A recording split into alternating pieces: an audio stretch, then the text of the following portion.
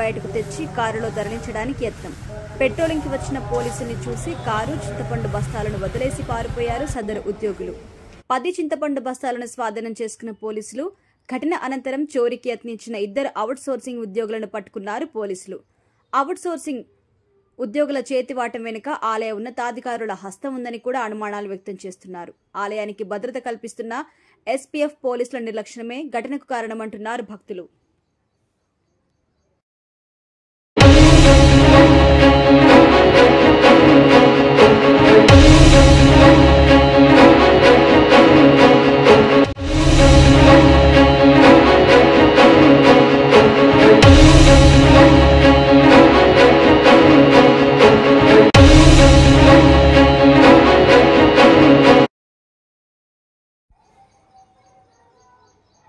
Breaking news చూస్తున్నాం. యాదగిరిగుట్టపై out sourcing ఉద్యోగుల చేతివాటం. కొండపైన ప్రసాద తయారీ కేంద్రం నుండి చింతపండు బస్తాల చోరీకి యత్నం.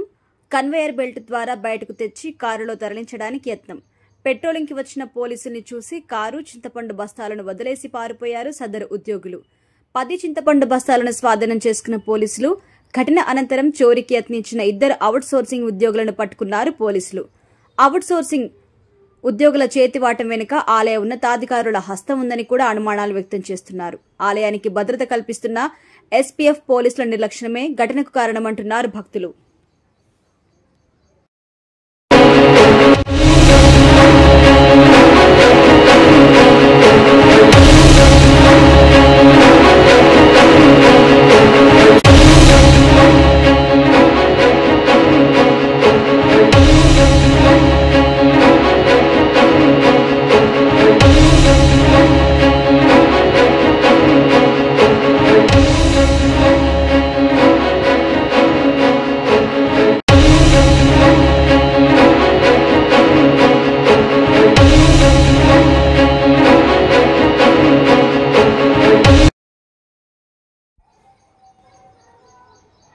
బ్రేకింగ్ న్యూస్ చూస్తున్నాం. యాదగిరిగుట్టపై అవుట్ సోర్సింగ్ ఉద్యోగుల చేతివాటం. కొండపైన ప్రసాద తయారీ కేంద్రం నుండి చింతపండు బస్తాల చోరీకి యత్నం. కన్వేయర్ బెల్ట్ ద్వారా బయటకు తెచ్చి కారులో తరలించడానికి యత్నం.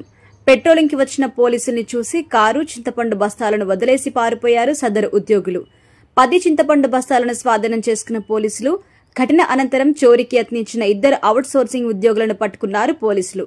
అవుట్ సోర్సింగ్ ఉద్యోగుల చేతివాటం వెనుక ఆలయ ఉన్నతాధికారుల హస్తం ఉందని కూడా అనుమానాలు వ్యక్తం చేస్తున్నారు.